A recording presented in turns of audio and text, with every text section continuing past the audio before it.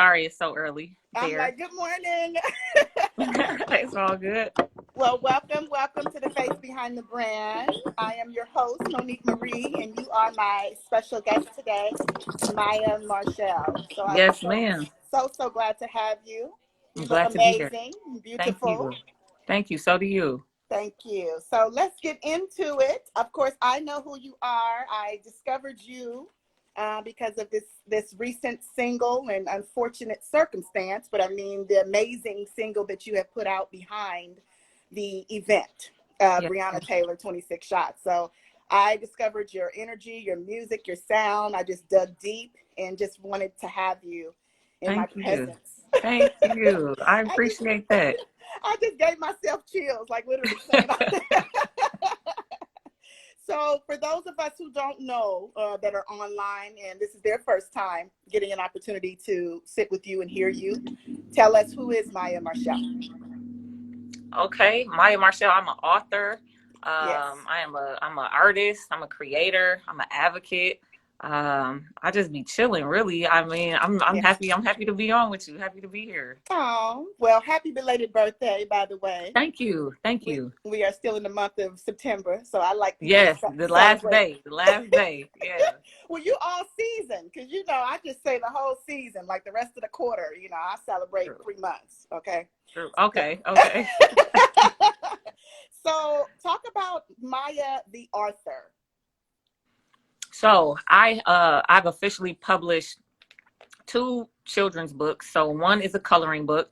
Mm-hmm. It's entitled Hey Pretty. And Mm-hmm. so that was inspired actually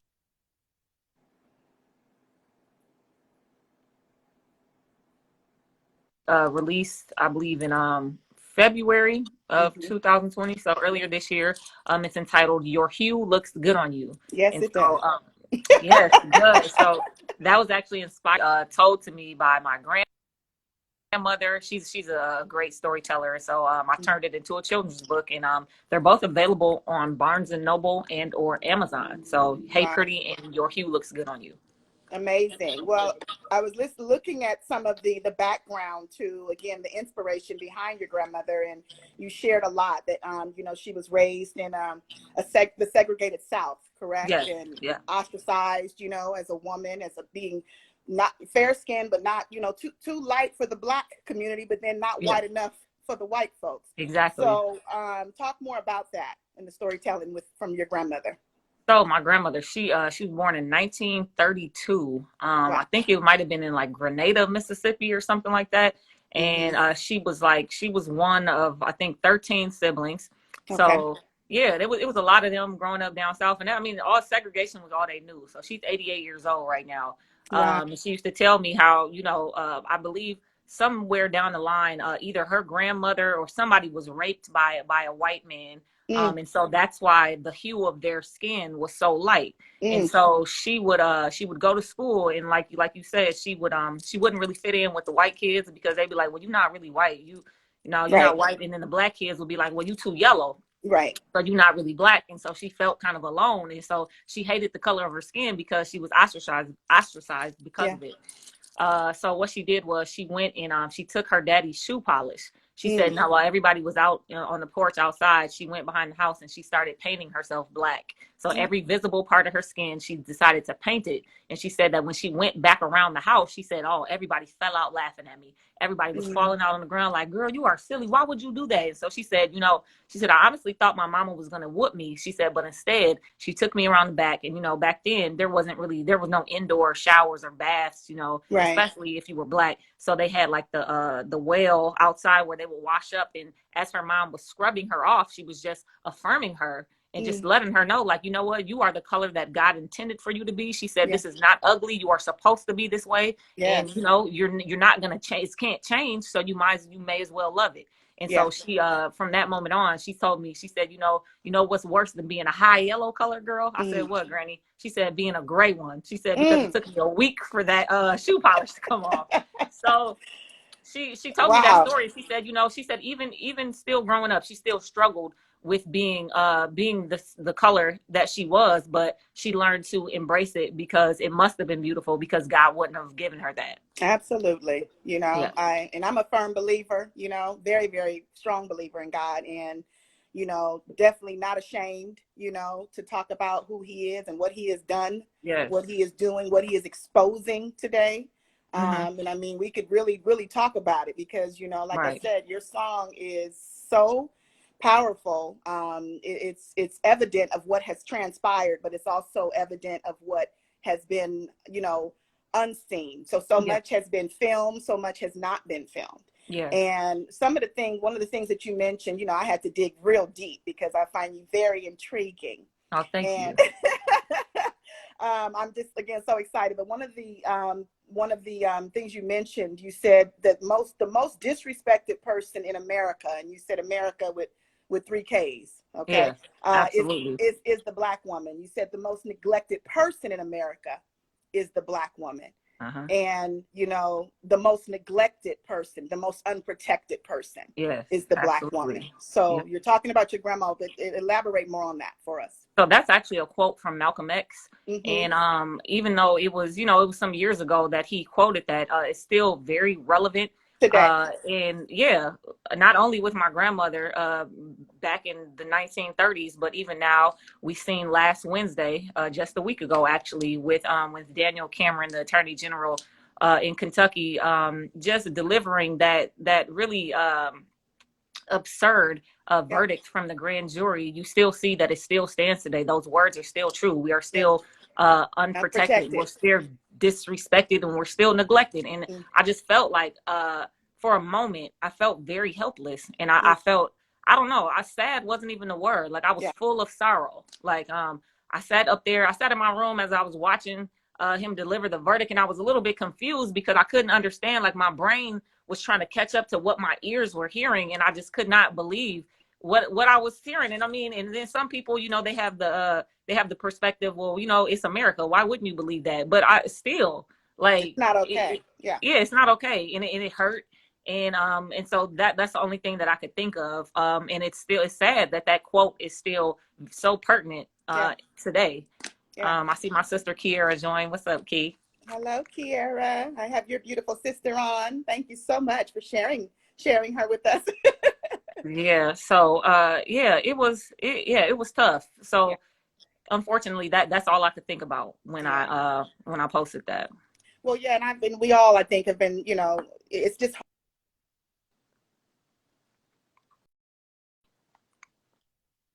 my phone number. No.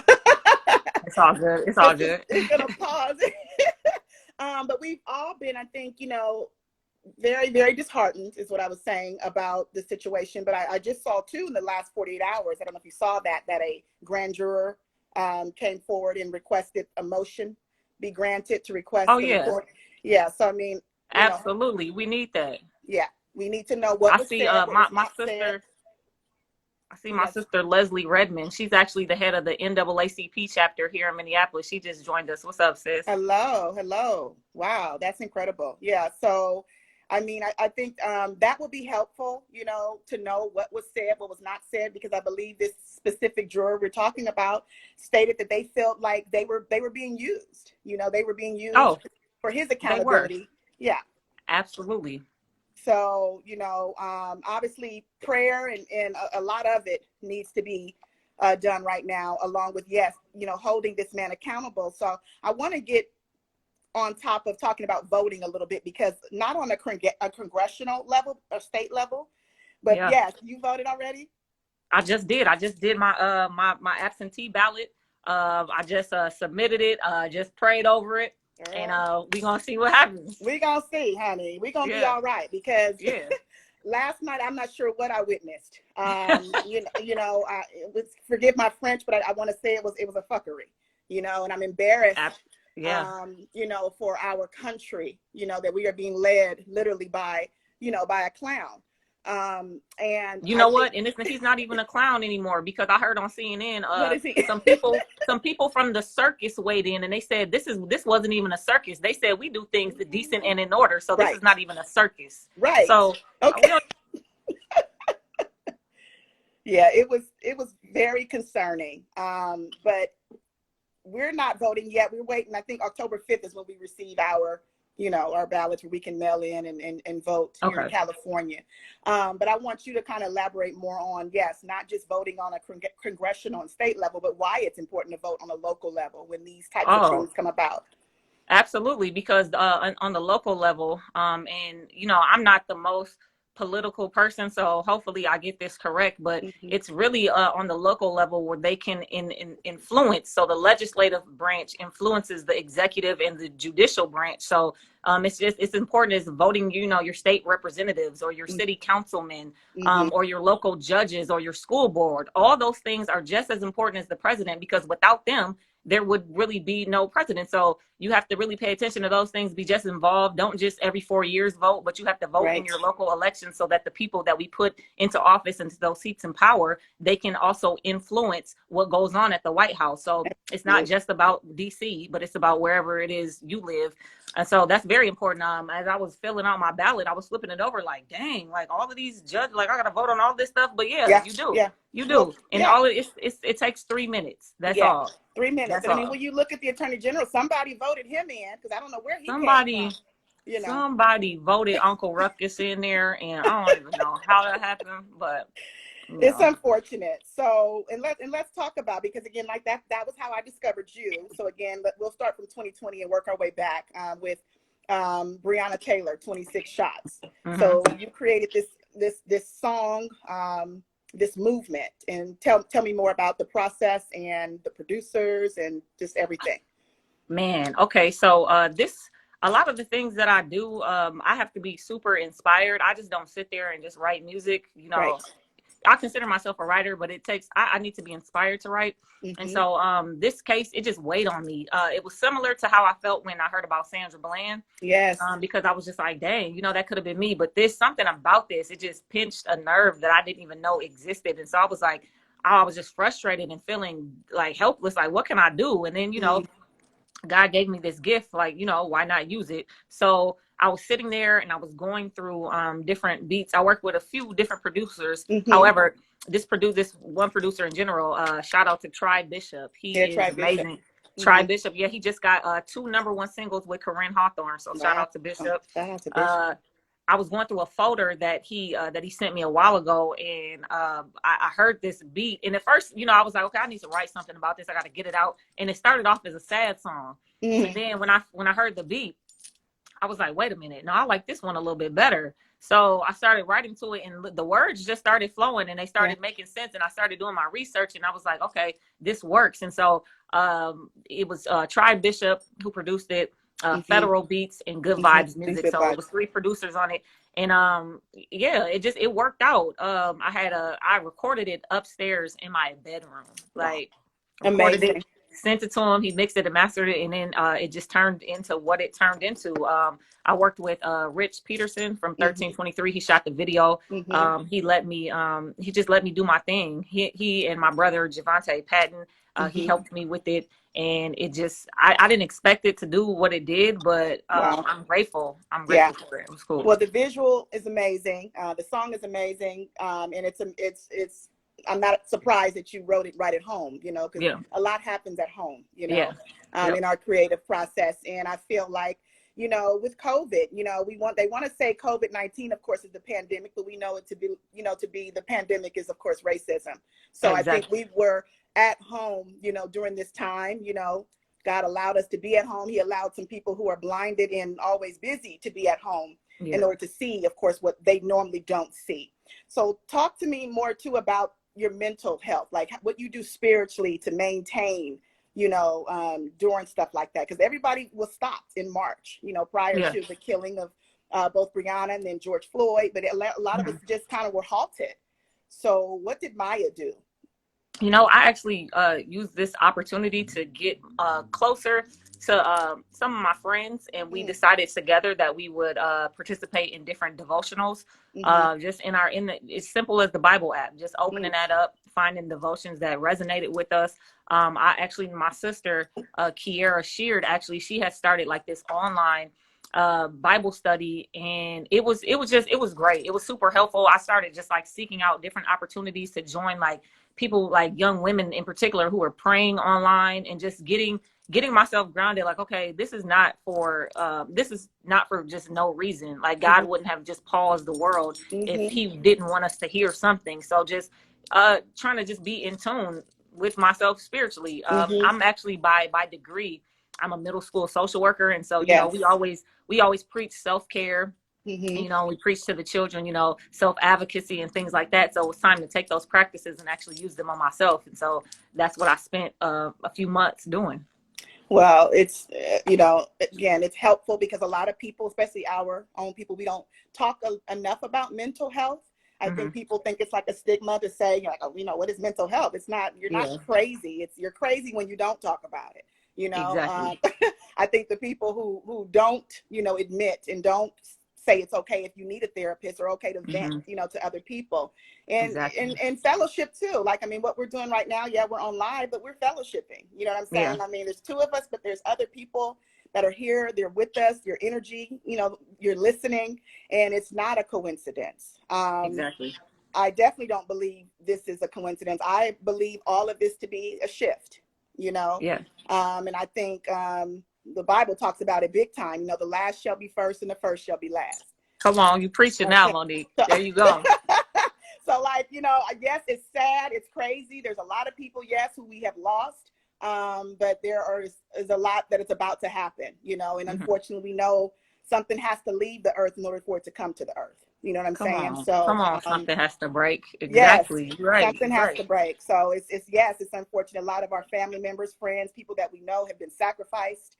But you know, Jesus was sacrificed as well. And so they hated him. You know what I'm saying? He's not white. You know, he is brown. And so of course they're going to hate us. Brown. His hue looks good on him. Okay. Yeah. So I think that's crucial. So it's nice to hear, you know, another queen, a Black woman, you know, educated queen, creator, visionary that has definitely a belief in, you know, the Most High God. So talk to me more about your family, because you have some amazing musicians and talented family members. So tell me more about your family. You know, my family is very musical. You know, my grandmother sing, plays. She had 8 children, 3 sets of twins. They all sing or play an instrument. My mother is a dancer. My brother, he's a very skilled musician. He actually just hit #1 on the iTunes jazz charts a few weeks ago when his jazz album came out. So shout out to LA, Big Homie. Go find that. Yeah. So, and then a lot of my friends, you know, it was just my brother and I growing up. So that's what it was. But I have like 3 billion cousins. And then I have a lot of friends. I have a lot of friends who are also musical. And they just, you know, we kind of feed off of each other, keep each other going, different ideas, very supportive. And I couldn't do a lot of what I do without them. So, yes, that's what it is. Well, so you were born in Minneapolis, Minnesota. Is that correct? Yeah. Are you from? Yes, ma'am. Okay. So a lot of the family members, of course, yes, they're musicians, but they also definitely encouraged you, you know, to finish school and educate yourself. So you talked about your master's. You have a bachelor's in child psychology, and of course, you did your research, Monique, because I forgot about that. I forgot. You know what I'm saying? Because you know, I don't have people on, and I need to know who you are. So okay, I love it. I love it.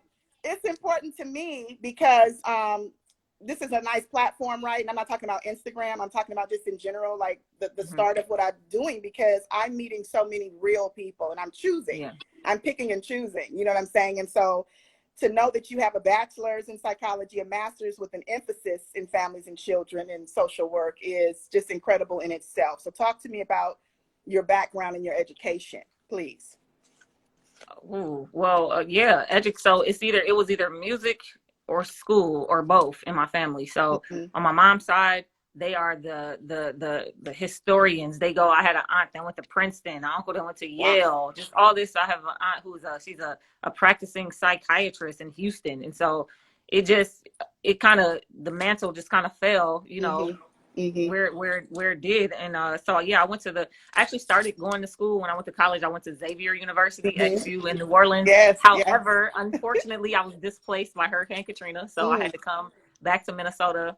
I went to a school, Southwest Minnesota State University. I went there for a year. Then I transferred to the University of Minnesota. That's where I did receive my undergrad. It was a Bachelor of Science in Child Psychology. I took a break for a bit, and then I worked at the U. And one of the professors there, she was like, well, you know, everybody that works for me, they're either they're either getting their PhD or they're in grad school. So you gotta do one or the other. And I'm like, well, I ain't even, yeah. I told her, like, well, I didn't see myself going back to school. Like, after that, I was done. Like, that was a good enough accomplishment. Like, I don't need anything else. And she was like, well, if you want to stay working for me, you should. She said, have you thought about getting a master's? I said, no. I said, what would I get it in? She said, well, you work really well with the families here. Maybe you should be a social worker. Wow. I was like, okay. And then what happened was she told me, well, if you become a social worker, I'll pay for it. And I was like, oh, say less. That's magic word right there.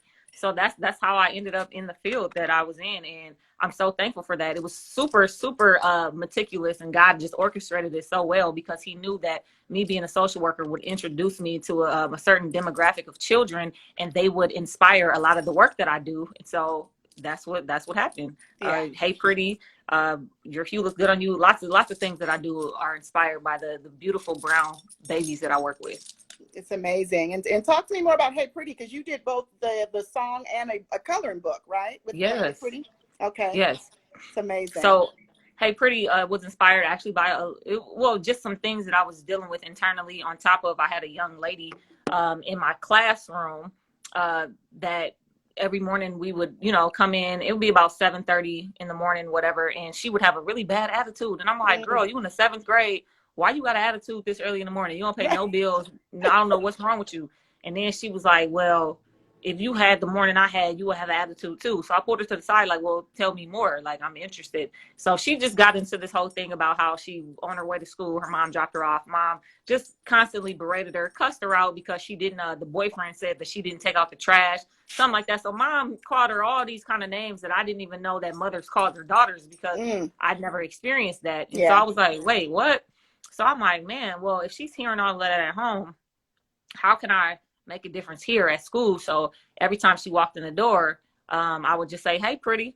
And so I would just start off by saying that to all the girls, and like the reactions that I would get, like, you know, some girls would be like, hey, you know, they'll be into it. And then I had a girl that literally, I said, hey, Pretty. She looked around because she just knew I wasn't talking to her.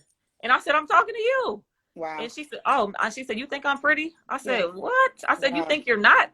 And so that's kind of what happened. That's how that came about. And then I got a good response from the song. And so I felt even more led to, I was like, well, it's not enough for them just to hear it, but they need to see it, see themselves reflected in art. That's what, that's something that we lack as Black people, especially in America. We lack seeing ourselves visually represented, like good visual representations.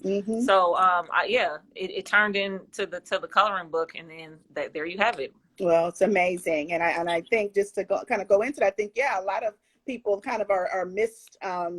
It's a misconception of what pretty really is. You know, of course, this is the first thing you see: the physical, the skin, the beauty, the colors. But you know, and I think that's what's happening, unfortunately, with the new generation. They believe it to be something that's fake. You know what I'm saying? And we're talking about even, no offense to anybody, but body parts that are fake. You know, things that are tangible, and pretty, really, it starts from within, right? Exactly. Because, like you said, if she knew who she was from the inside, you know, who was in her is greater than he who's in the world. So she would have known that you were talking to her, you know. Yes, ma'am. So talk to me more about some of the other songs, because you have some amazing songs, and I'm going to go all the way back to your first EP. Oh, Lord. Yes, I am. Yes, I was going to erase that stuff. So wait, Monique, I got a question. Like, I think my screen is like froze or something. Like, I can't see nothing going on. Like, and I know somebody see you still. Let me see. I can still hear you and see you. So it could be. You have an iPhone, right? I do. I do not have an Android. So what happens with our phones, with iPhone? it like if we're not touching it long enough, it's like it goes black. So I think you just have to touch the screen. No, it's not even black. Oh. I'm not seeing any like comments or anything. I just can't see any of that. But That's it's all good. crazy. We can see you. If we happen to stop everybody, what we'll do is we'll go back. No, we're good. We're good. Okay. We good. So 2016, you came out with your first EP, and was it entitled 29? Yeah, it was entitled 29. Yeah. Okay. So we started with 29, and then of course, I was listening even yesterday and actually this morning to There Will Be Clouds. 2018. Yes. Okay. You have an amazing voice, by the way. Wow. You are so kind, because I do not consider myself to be a singer. Really, I just consider myself to be like an artist. Like, I'm not a rapper. I'm not a singer. I just make art. You know what I mean? And however it comes out, it just comes out. Thank you. So that first EP, that was just the beginning of like my writing career musically. And I just started writing songs, and I had a lot of my friends who are super talented vocalists. I had them sing the songs that I wrote. And so you'll notice, I think I had my friend Ashley Commodore's on there, my friend Desiree Lane. I had the incomparable, she was American Idol top 5, Paris Bennett, she was on there. My brother Javante Patton was on there. It was lit. Like for that first EP, like it was super cool. So yeah, all written and produced by myself and my brother. Yeah. And then There Will Be Clouds kind of happened because I still had some things that I wanted to get out. I wanted to write. And when I write, really, a lot of the songs that I write, I'm using my imagination. That's the beauty of being a writer. It doesn't necessarily have to happen to me, but maybe it could happen to somebody that I know or somebody around me, or I could just imagine it. So I wrote that, and I did do that EP myself just because it's hard just pulling so many different people together on a project. And I was like, you know what, I'll just do it to put it out there, which was cool. I think now I'm kind of stepping into really who I am as an artist, just like in my voice. Just getting out there like the visually, and not being afraid to just take, I don't know, I'm not being afraid to take a chance on what it is. Like, that Breonna Taylor song, it could have went terribly left. It could have went wrong, but it didn't. And I'm thankful for that. So, that's amazing. I see, is it 12 Marquita? She said, Team iPhone. She said, we could see and hear you. So. Oh, cool. Okay, I was just worried because I can't see anybody's comments. So I don't know if you guys are saying anything. Because you got some family on here. So what I'll have, if you're not already, go ahead and screen record this just in case. So for anybody who, of course, is on with an iPhone and you know how to screen record. So we will have the backup to the backup to the backup. Okay, because you could save this live too, right? You can save it, but knock on wood, if it cuts off, you cannot. So if it just stops on us, so anybody that's streaming, not gonna cut off. So I'm gonna record, of course, where it is recording, and then make sure that I send you the link, and then also you'll be able to see it on my live too. Breonna Taylor 26 Shots is incredible. So for anybody who has not heard the song, please, it is available on all platforms. It's I like to always say, because I'm from Oakland, of course, right? So so I'm the Bay Area. You with the E40. E40 too short. Tupac was from Oakland. So there's a lot of heavy hitters that come out of Oakland. And the thing is, my thing is always about the 808, because I'm, of course, I sing and I write and produce too. So it's like the first thing I hear is the lyrics, because you're a lyricist, right? But I also heard the 808. So when I say this song, Bishop, they snap with that. They did. I mean, it knocks in my car. Okay. Yes. So I played it so loud, when I'm driving through the park, I want everybody to hear what you're saying and to hear. That's one of them songs. You don't even have to have words to it. If you just hear that 808, like, girl, it's cold. I love it. Who is this? That's what drew me toward that beat. It was the 808. You're right. Yeah. So you're definitely going to have to, I would love to, because you're a lyricist and you write. I am asking in the name of Jesus that you will write a song for me. Okay. What? Thank you kindly. What do you mean? Done. Done. So talk to me about Royal Family Music Group. Oh yeah. So Royal Family. So I don't know if you are familiar. It was a while ago. These young kids, they went viral in Minneapolis for this song called Hot Cheetos and Takis. And it was like a viral sensation. And well, the guys who were in charge of producing that, shout out to King Ralio, Ralph, and JT. They kind of got together and started this group called Royal Family Music Group, and that's it just showcases some very talented artists in Minneapolis. I would start naming names, but I know I'm gonna miss something, but they know who they are, my brothers.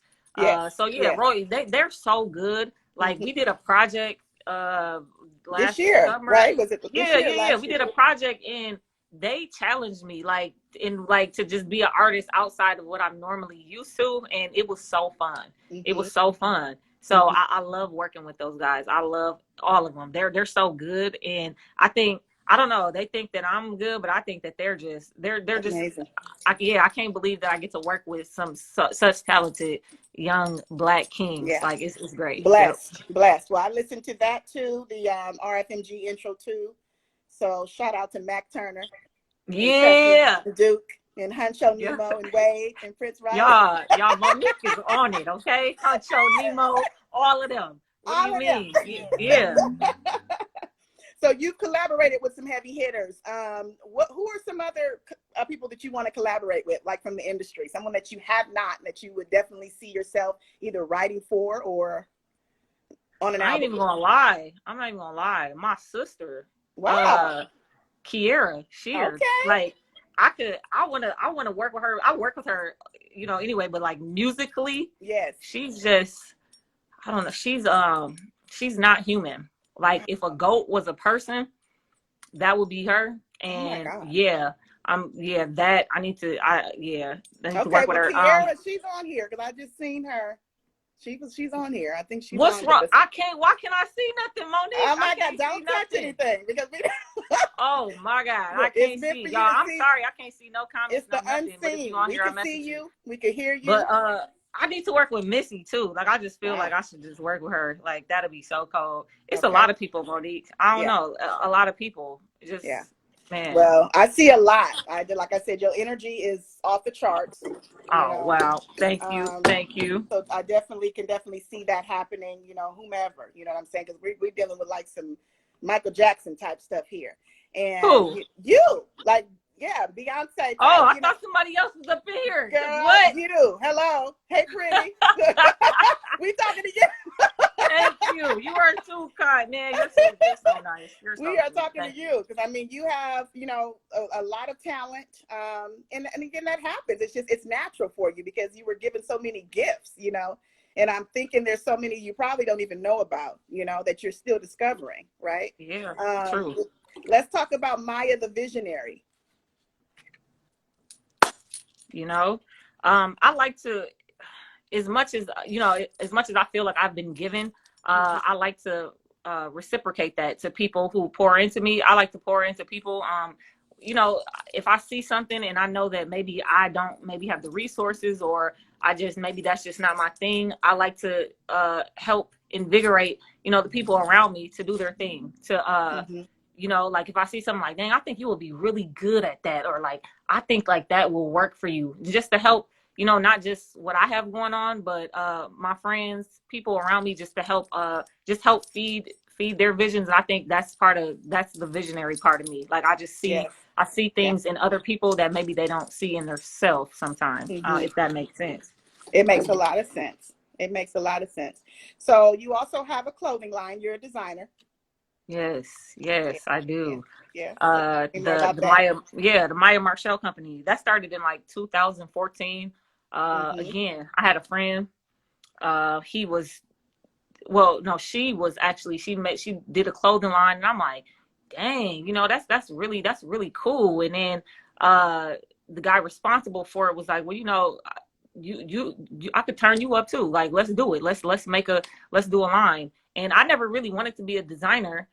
But I like fashion. Yes. And it just so happened that it worked, and it turned in. I had a few artists wear the clothes, which was a total surprise to me. It was super cool that they would, that they would choose to wear that. And it's on and off. I've been doing it on and off since 2014 because I'm involved in so much. Designing takes a lot of work and a lot of hands and a lot of time, and I just find myself sometimes I don't have all the time I would like. However, Maya Marchelle, the brand it's still out there. Hopefully in the near future I'll have something else. But yeah, that's how that happened.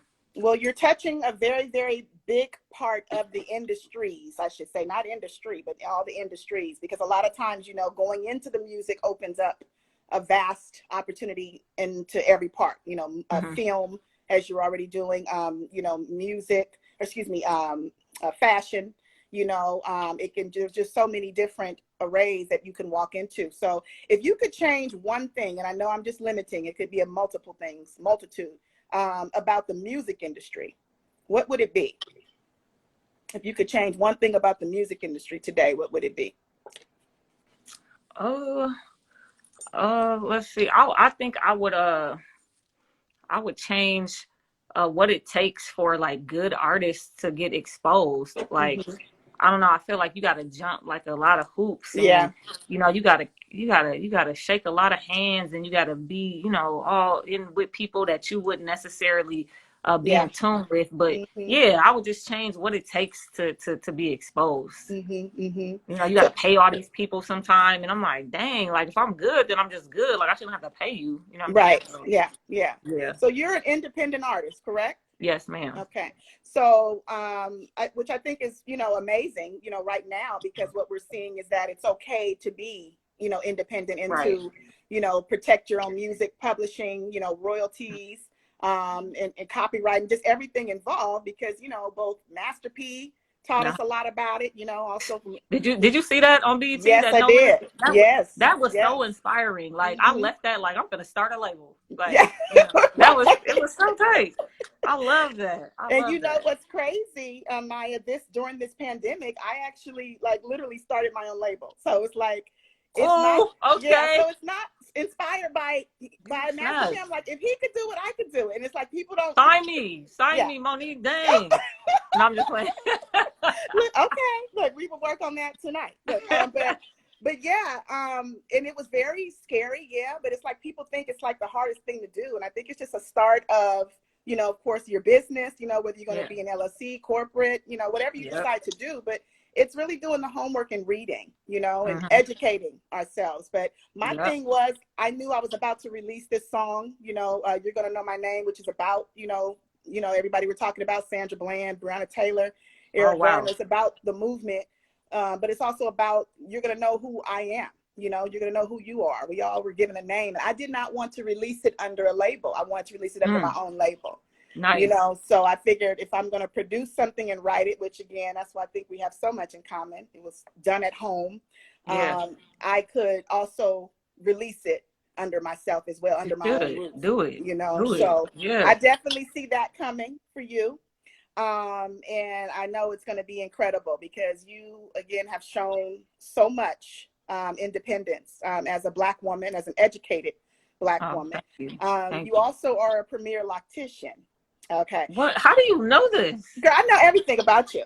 So let's talk. Crazy. Who you even talking to? I don't even advertise that. Wow. I talked to Jesus last night, and he told me. Okay, you had to have talked to him because I don't know who told you these things. So you busy? I'm busy. So yes, you're a premier loctician. Tell the people who you are, like really who you are. It's just a little side hustle. I got a little salon in my basement, and I just retwist locks. I do a lot of athletes' hair though, honestly. Yes. They the homies, really. Yes. I make them look good for TV or whatever it is that they're doing. Amazing. Yeah, and it pays a few bills, so it's all good. Yeah, absolutely. And so what would you tell us? What's next? I mean, because you're doing so much. I think you just told us a lot, but what's next for Maya Marchelle?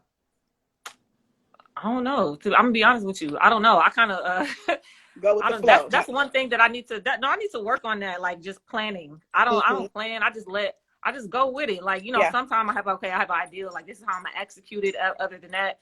But I don't have anything like concrete. I'm just, I'm here. I'm open to whatever it is. However, God, I don't even mean to sound all like whatever. However, God wants to use me. I'm open to that. And absolutely. I like to keep my options open. Just you know, we'll see. I don't know. Just in case something else is coming. You know. Just in case Missy called me and want to be like, new Maya, you know what I'm saying? Like, just in case you got a track for me, whatever, you know what I mean? Or, Yeah, you yeah. know, that's what, unless Beyonce, I don't know. Girl, Maybe she'll call me or something, I don't know. that would be amazing. Shout Yeah. out to I see Contraband Beats. I see you. How are you today? And let's see, King. Who is King Ralio? He said your That's King Ralio. That's the RFMG, Royal Oh Family. my gosh! Oh, So we was just talking about you. So he said yeah. your EP is next. Okay. You know, he's the man. He's the man. Uh-oh, we got you muted. Hold on. Stay there. Don't go. We can hear you. Hold on a second. Something you just touched. Let me see. We can see you, but now we can't hear you. Oh, she can't hear us, y'all. Okay, I'm gonna go out and we'll come back in for about 5 or 10 more minutes, but don't go away. Just I'll end this and save it so we don't lose you completely. And then I'll come back in, okay? Can you hear me? Yeah, she's saying she can't hear you guys.